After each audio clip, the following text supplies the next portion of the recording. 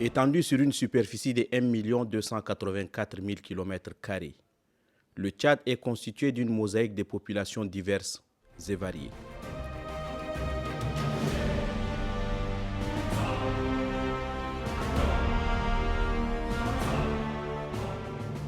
Le pays dispose des richesses animales, halieutiques, des eaux de surface et souterraines en abondance, un sol et un sous-sol riches, une flore et une faune variées, un ensoleillement sur toute l'année et une population en majorité jeune. Un pays qui coche toutes les cases pour être riche et développé. Malheureusement, plusieurs facteurs plombent son décollage socio-économique.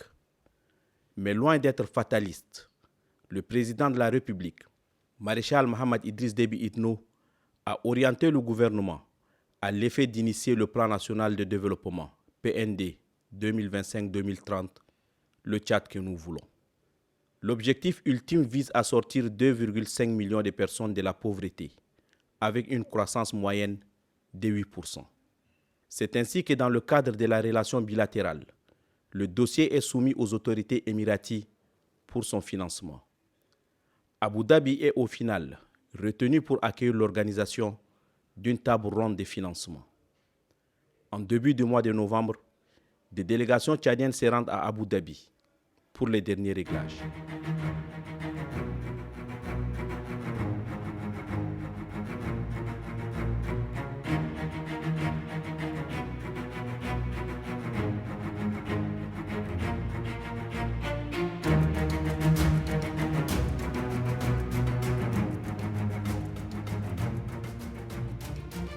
Capitale politique et économique des Émirats arabes unis, Abu Dhabi est le plus grand des 7 Émirats situés sur la péninsule arabique, célèbre pour sa richesse pétrolière, sa modernisation rapide et son développement touristique. Elle est surtout connue pour être un centre financier et énergétique tourné vers les énergies renouvelables et le tourisme. Située sur une île en forme de triangle au large de la côte, elle est le plus grand émirat des Émirats arabes unis, couvrant près de 80% du territoire fédéral. Le jeudi 6 novembre, le président de la République, Maréchal Mohamed Idriss Déby Itno, arrive à Abu Dhabi, où il est reçu avec tous les honneurs.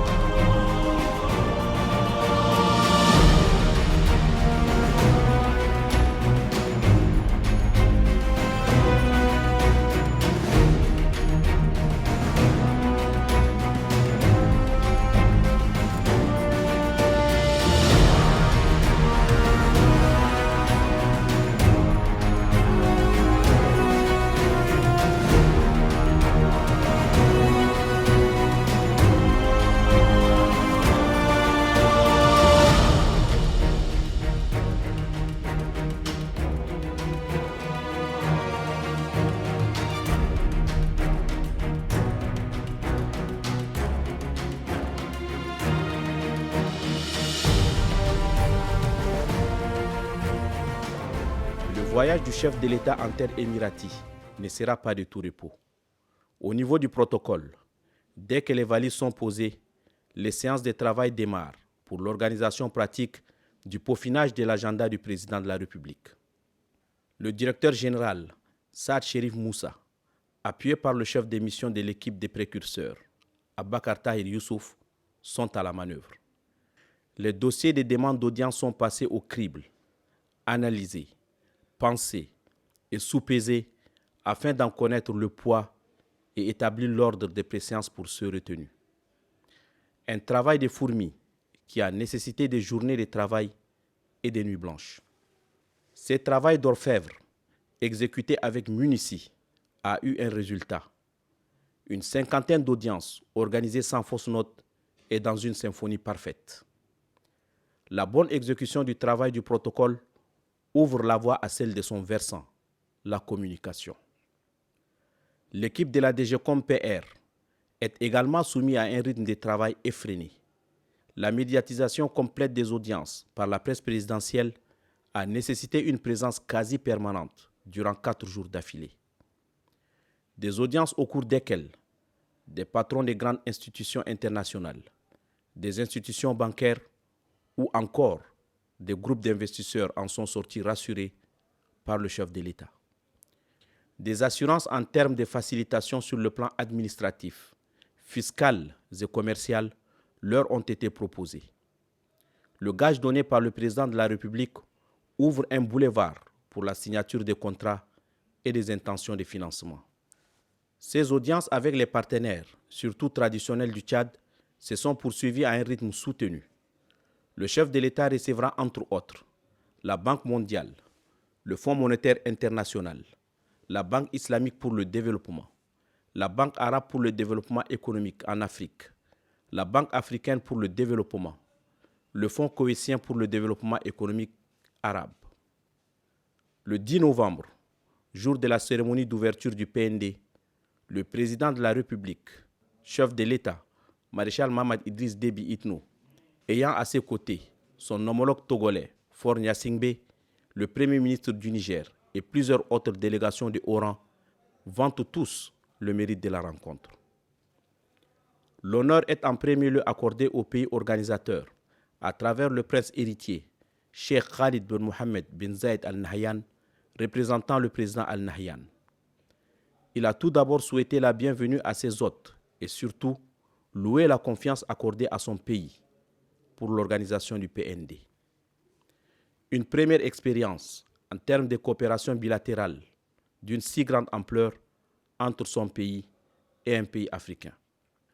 Il a suggéré, au vu de sa réussite, que ces modèles s'appliquent à d'autres pays pour le bénéfice de la population africaine et émiratie. Le président togolais, Faure Gnassingbé, a lui mis l'accent sur la qualité du modèle proposé par le Tchad à travers ces PND qui, à plusieurs égards, constituent un exemple à suivre. Ce que le Tchad initie aujourd'hui dépasse largement ses frontières. C'est une ambition africaine qui s'exprime, celle d'une Afrique qui planifie, qui investit et qui se connecte à elle-même.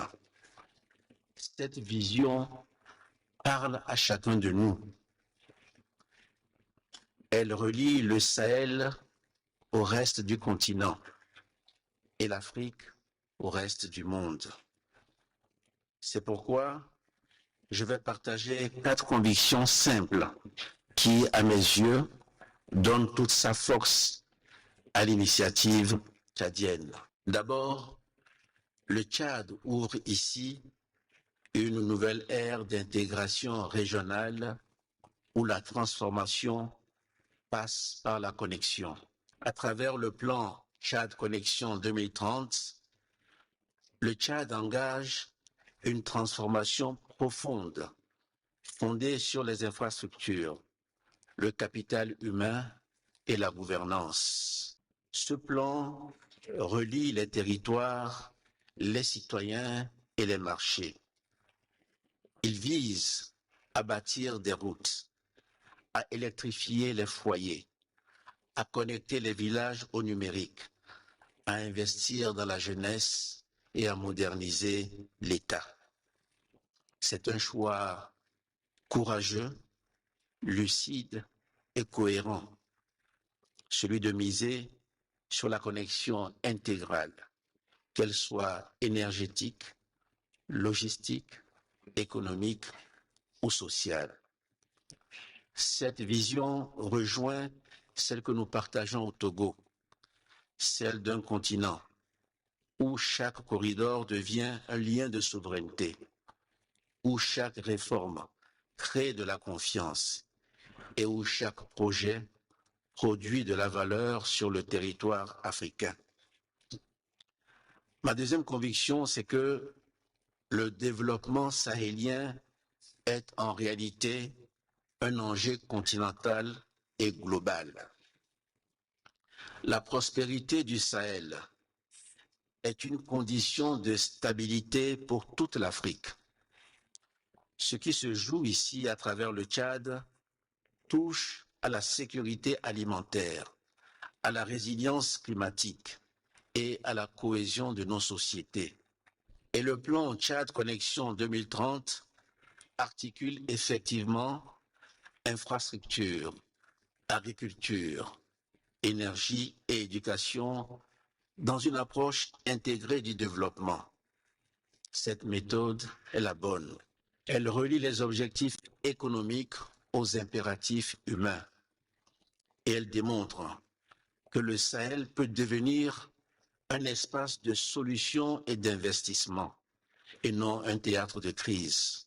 C'est pourquoi nous devons, et je vous y encourage, nous devons bâtir autour de cette initiative une véritable coalition d'investisseurs africains, arabes et internationaux. Ensemble, nous pouvons faire du Sahel un bien commun continental, un moteur de croissance et non un angle mort du développement. Ma troisième conviction, c'est que connecter l'Afrique, c'est aussi bâtir une souveraineté collective. Le mot connexion résume bien notre ambition commune. Connecter, c'est relier nos peuples, nos infrastructures et nos marchés. C'est réduire les distances physiques, mais c'est aussi réduire les distances de confiance. Chaque route, chaque ligne électrique, chaque fibre optique crée non seulement de la prospérité, mais aussi de la stabilité et de la dignité. Ce que le Tchad entreprend aujourd'hui résonne avec ce que d'autres nations africaines bâtissent. Un continent interconnecté, souverain et maître de ses choix technologiques et économiques. Le Togo se tient aux côtés du Tchad dans cette trajectoire, convaincu que chaque connexion nouvelle en Afrique renforce la sécurité et la dignité de tous les Africains. Enfin, ma dernière conviction, c'est que l'Afrique doit elle-même mobiliser son propre capital pour financer son avenir. Lever une partie des 30 milliards de dollars en Afrique, c'est possible, mais c'est surtout nécessaire si nous voulons rompre avec la dépendance chronique à l'aide extérieure. Les ressources existent sur notre continent. Elles sont dans nos fonds souverains, nos fonds de pension, notre épargne domestique et notre diaspora. Il faut désormais les orienter vers des investissements productifs et partagés. L'expérience montre, chers amis, qu'une gouvernance claire, un cadre juridique stable et une discipline budgétaire peuvent attirer le capital privé tout en préservant la souveraineté publique. Je souhaite que nous réaffirmions ensemble un principe simple. L'Afrique sera un investisseur de son propre développement.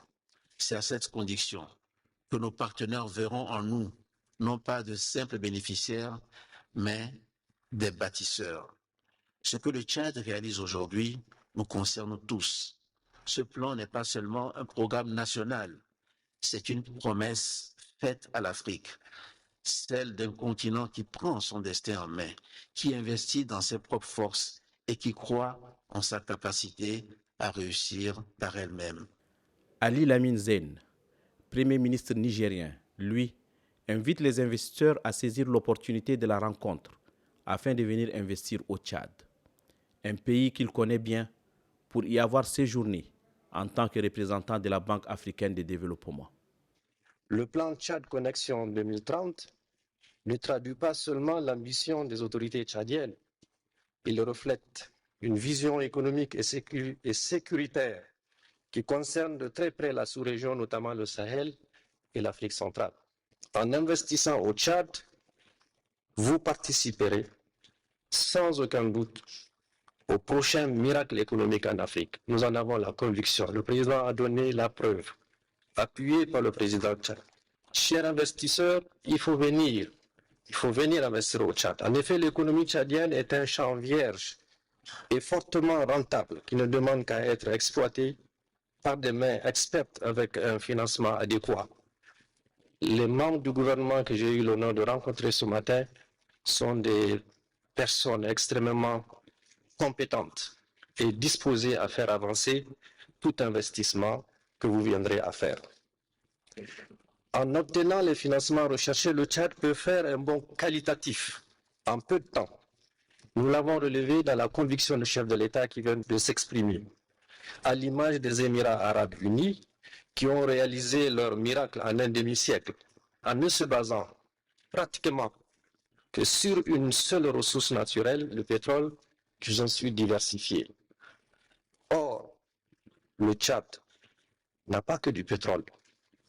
Il n'a pas que du pétrole. Son sous-sol regorge plusieurs autres richesses naturelles, notamment l'or, même l'uranium, le lithium, pour ne citer que celle-là. Il y a également le soleil qui brille toute l'année.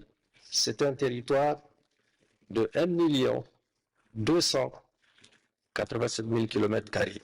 Il est vaste. Il y a le vent, il y a l'eau, il y a le soleil.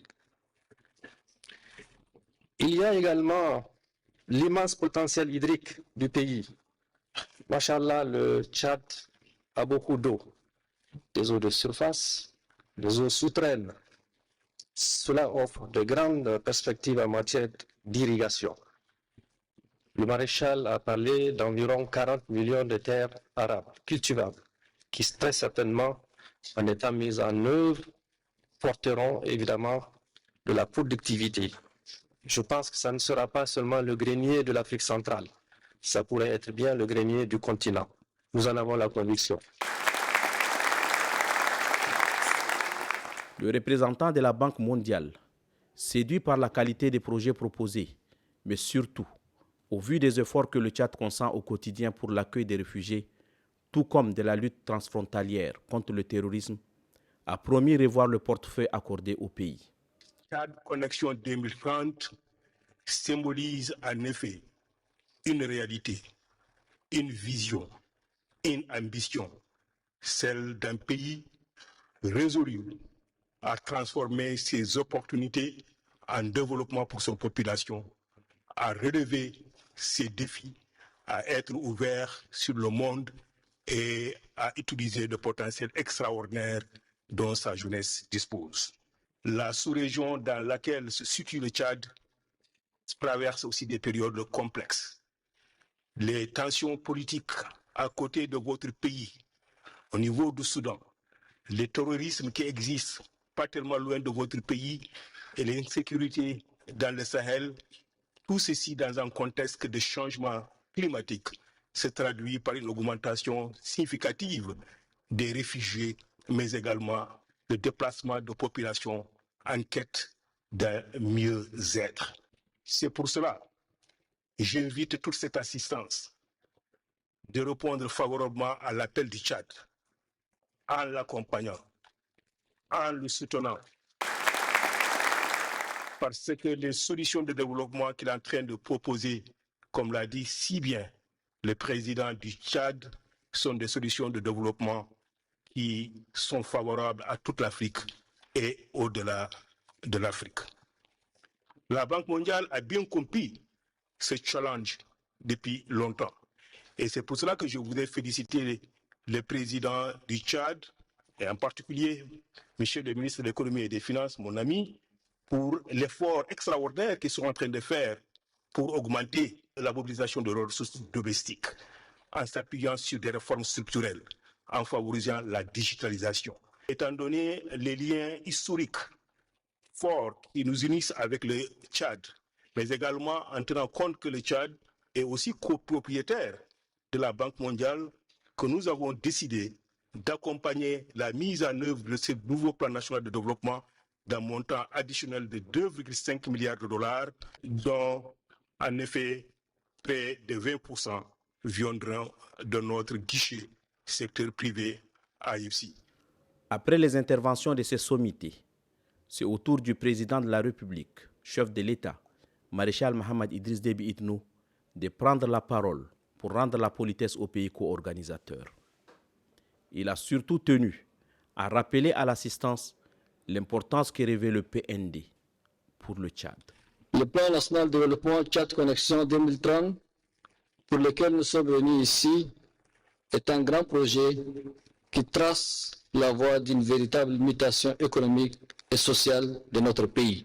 Tchad Connexion 2030 est le pari audacieux d'un pays aux ressources variées, résolu à être en face avec l'évolution de son temps, connecté, inclusif, prospère et fortement engagé en faveur du progrès. Il découle de mon programme politique et il pose le soubassement d'un Tchad moderne, ouvert, compétitif et attractif. Le Tchad, fort de ses infinies potentialités, est résolument engagé vers un développement intégré et harmonieux. Pour ce faire, nous avons œuvré pour garantir un environnement des affaires réformé. Pour faciliter votre succès, nous avons entendu les préoccupations des investisseurs et nous avons agi. La facilitation des investisseurs n'est pas un slogan, c'est notre nouveau mode opératoire. Un guichet unique pour supprimer toute la bureaucratie ancienne qui entrave la création et le développement des entreprises. Un code des investissements attractif pour offrir des incitations fiscales et douanières compétitives adaptées au secteur prioritaire visant à garantir la rentabilité de vos projets. Un système de e-visa pour faciliter votre accès au territoire tchadien et vous faire gagner du temps dans vos déplacements vers le Tchad. Une sécurité juridique pour adapter notre système judiciaire aux meilleures pratiques internationales, ancrer l'état de droit et la protection de vos investissements. Votre capital sera en sécurité au Tchad. À cela s'ajoute l'institution des zones économiques spéciales bénéficiant d'avantages multiformes. Notre objectif est de vous faire gagner du temps, réduire vos coûts et maximiser votre retour sur l'investissement en puisant d'un potentiel économique inexploité et d'une mosaïque d'opportunités. Il a en outre appelé les hommes d'affaires et opérateurs économiques à venir investir au Tchad.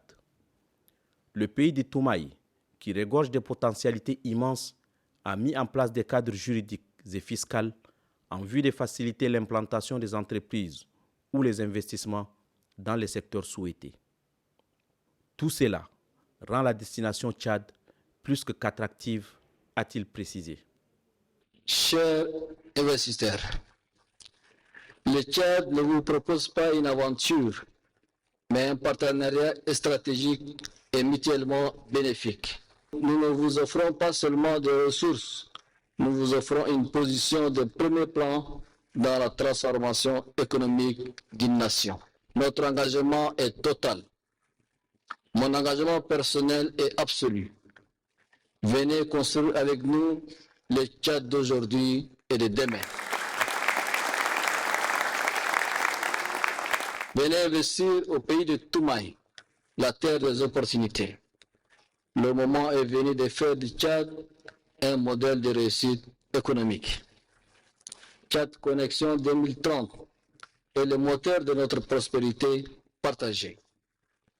En unissant nos forces, nos atouts et nos talents, nous construirons le Tchad de demain, une terre d'avenir, de paix, d'audace, de solidarité et ouverte sur le monde.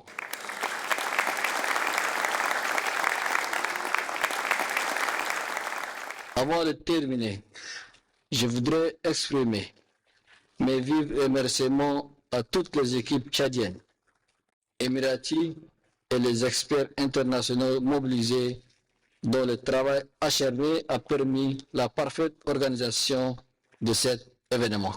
J'adresse une nouvelle fois ma profonde gratitude aux pays hôtes et co-organisateurs pour toutes les facilités accordées aux parties prenantes afin que ces forums puissent se dérouler dans les conditions optimales. Sur ce, je déclare ouvert les travaux sur le plan national de développement du Tchad, Tchad Connexion 2030. Que Dieu vous bénisse. Je vous remercie.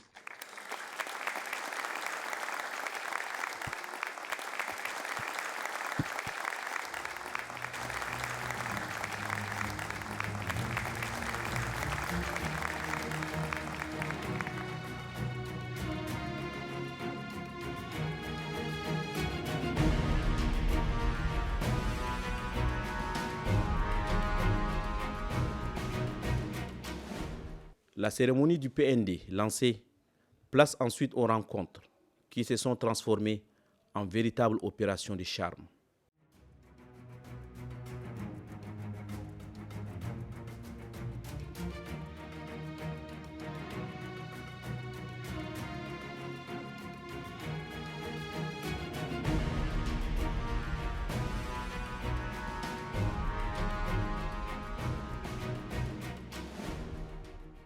Au final, des rendez-vous pour des rencontres prochaines sont prises avec les sociétés tchadiennes, qu'ils soient du public ou du privé. Des contrats sont signés et des promesses d'investissement dans divers secteurs sont faites. Sur les 30 milliards de dollars attendus, nos partenaires, pays amis, bailleurs de fonds et investisseurs ont fait une annonce d'intention de 20,5 milliards de dollars.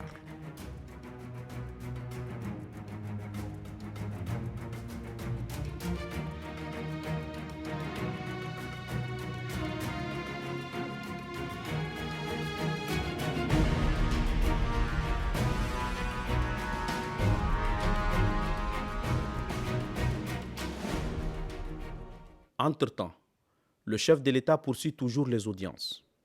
En dehors des partenaires traditionnels déjà établis dans le pays, mais qui ont fait le déplacement d'Abu Dhabi et reçus par le chef de l'État, d'autres se sont aussi frayés un chemin pour trouver la route devant les mener à notre pays.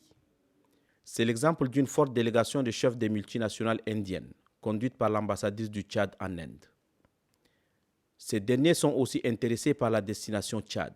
Suite aux différentes missions de sensibilisation que nous avons organisées dans l'Inde, qui est un grand pays de 28 États, donc malheureusement nous n'avons pu faire que 3 États sur les 28, mais nous avons pu quand même mobiliser. 126 personnes sont venues avec nous. C'est surtout des PDG, des sociétés. Ils vont intervenir dans différents secteurs.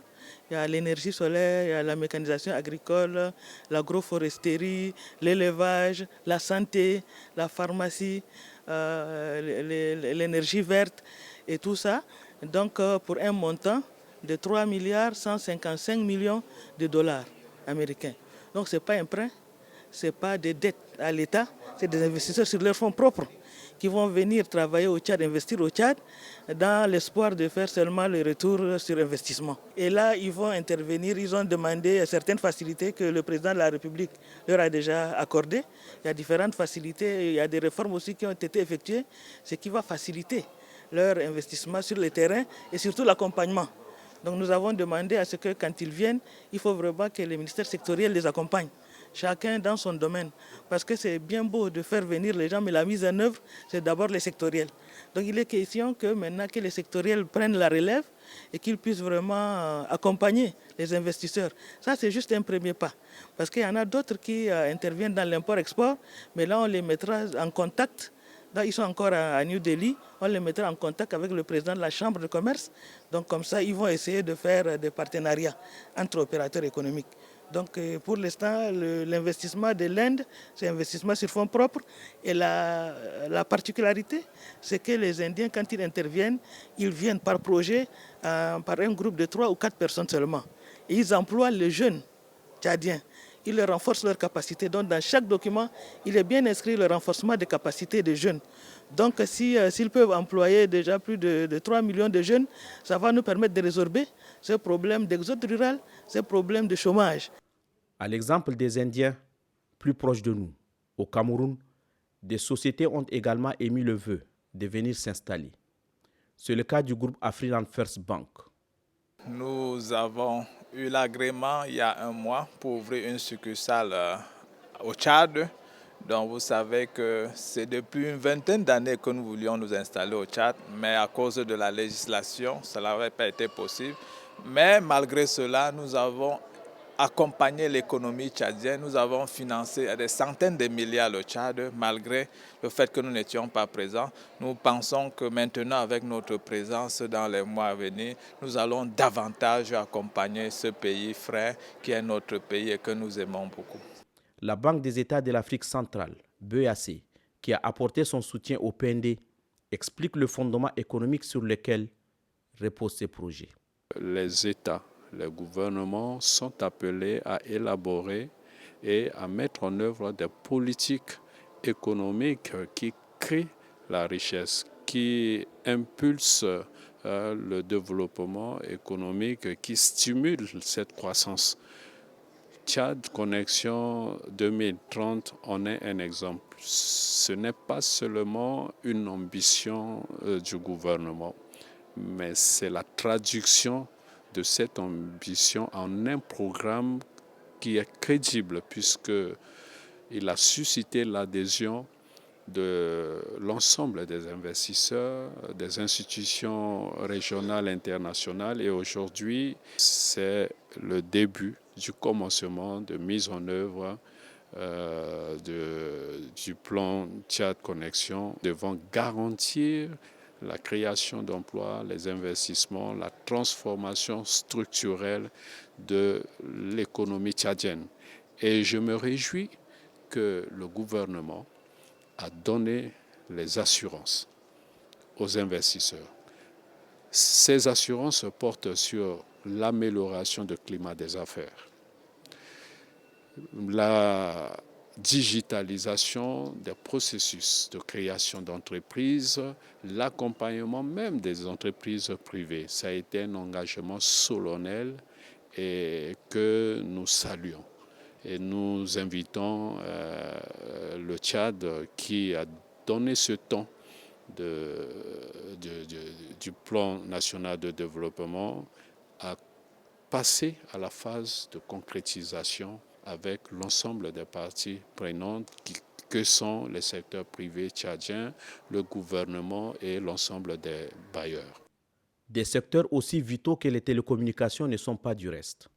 La société Sotel Tchad, autrefois l'un des fleurons de l'industrie tchadienne, tombé en faillite depuis plus d'une décennie, a aussi pu charmer quelques entreprises qui ont accepté de redynamiser ses services.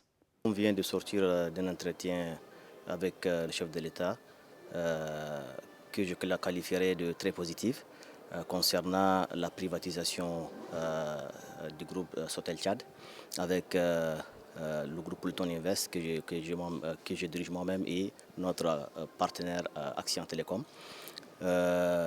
Action Télécom, c'est un leader panafricain dans le secteur des télécommunications en Afrique, avec presque 45 millions d'abonnés actifs sur le continent et une présence effective dans plus de 11 pays. Comme vous le savez, ça fait presque plus d'une décennie que Sotel Tchad a cessé de fonctionner.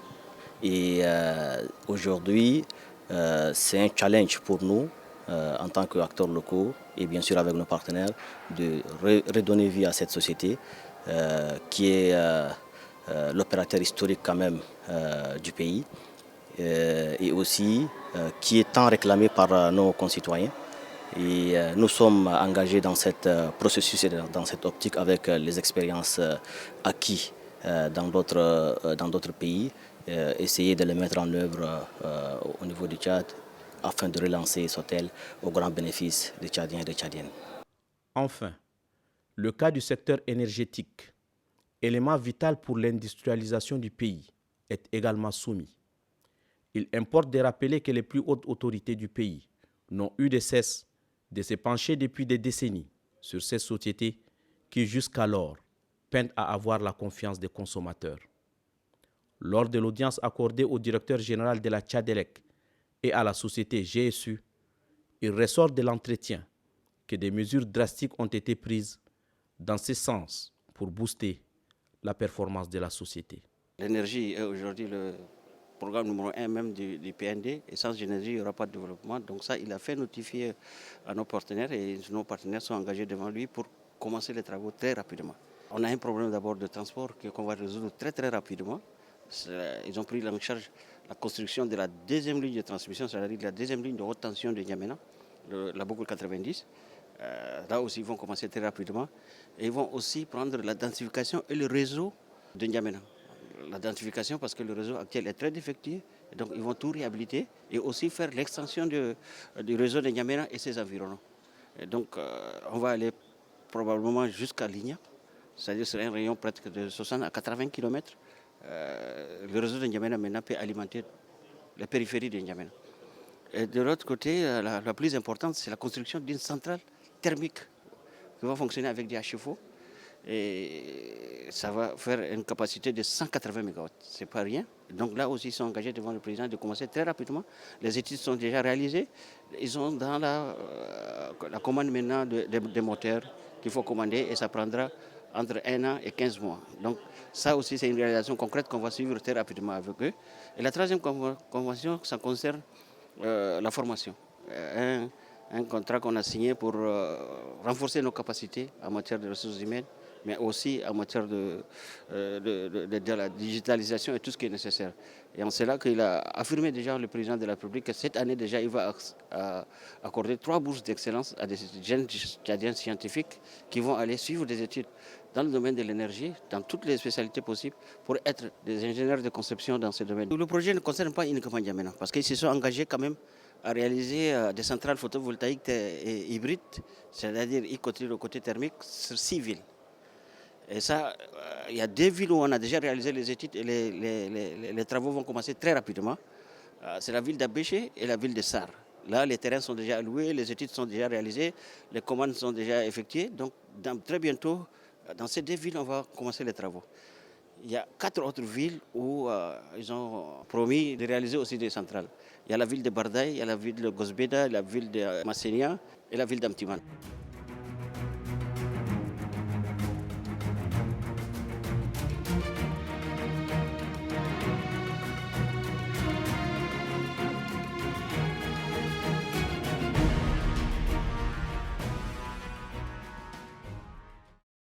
Le mardi 11 novembre, le président de la République, chef de l'État, maréchal Mohamed Idriss Déby Itno, bouclant ses audiences, a tenu à rendre une visite de courtoisie à son Altesse Cheikh Mohammed bin Zayed Al Nahyan, président des Émirats arabes unis.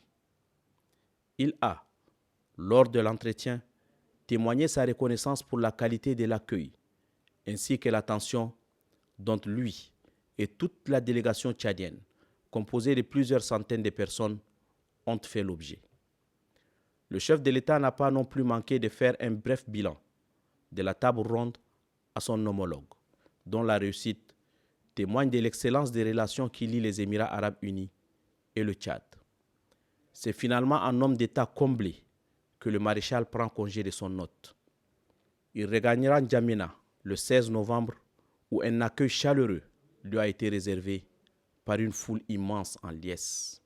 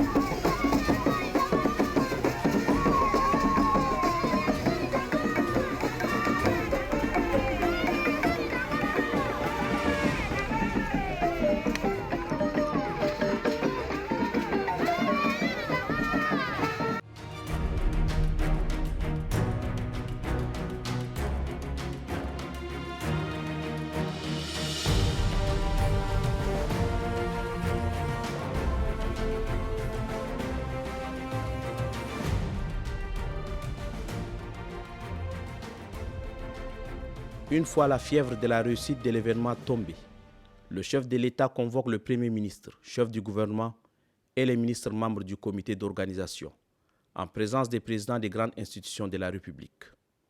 Après un bref bilan du PND, le ton est donné au gouvernement de se mettre résolument au travail. Il leur est demandé de tout mettre en œuvre pour concrétiser les projets présentés et surtout opter pour un changement de paradigme en bannissant les comportements qui sont de nature à compromettre la diligence dans le traitement des dossiers. La mise en œuvre entière et prompte du PMD est désormais une exigence absolue. Elle est une feuille de route traduite en 270 projets ambitieux touchant tous les secteurs vivants de notre nation, notamment l'agriculture, l'élevage, l'éducation, la santé, l'énergie, le numérique, l'emploi, le tourisme, les mines, les infrastructures, pour ne citer que cela. Mesdames, Messieurs, j'instruis le Premier ministre, chef du gouvernement, de mettre en place un comité qui sera chargé de la mise en œuvre des projets du Plan national de développement. Le temps est celui de l'action et pas de discours. Le peuple attend de nous des résultats concrets et c'est fort légitime. La priorité doit être la conduite prompte et déterminée des 125 réformes prévues dans le document cadre du PND. Ces réformes sont la clé de voûte qui assainira notre climat des affaires, attirera les investissements privés et créera un environnement propice à la croissance. Nous ne pouvons plus nous permettre les lourdeurs administratives qui étouffent l'initiative. Dans le même temps, je lance un appel solennel à l'ensemble de l'appareil étatique. Il nous faut abandonner, une fois pour toutes, les mauvaises pratiques, la corruption, la bureaucratie, le lobbying obscur, le conflit d'intérêts et toute autre forme de pratique qui retarde la mise en œuvre du plan national de développement. Et j'y veillerai personnellement. Il faut lever toute entrave à l'exécution pleine et entière de 268 projets et réformes qui doivent transformer la vie de chaque Tchadien dans chaque région et ouvrir une voie royale vers un Tchad uni, prospère et connecté. Ces réformes représentent un socle indispensable pour assainir le climat des affaires au Tchad. Pour garantir cette exécution rigoureuse, j'ordonne l'activation de tous les mécanismes prévus dans le document du PND. Chaque projet sera suivi, évalué et rendu public. Ceci n'est pas une option, c'est un impératif de bonne gouvernance. Il importe de souligner que le succès du PND n'a laissé personne indifférent. Le Nigeria a opté pour le même modèle. Son gouvernement travaille depuis quelques mois à rédiger et structurer les projets à soumettre pour leur financement. Un signe que le Tchad est sur la bonne voie pour son essor et son développement socio-économique.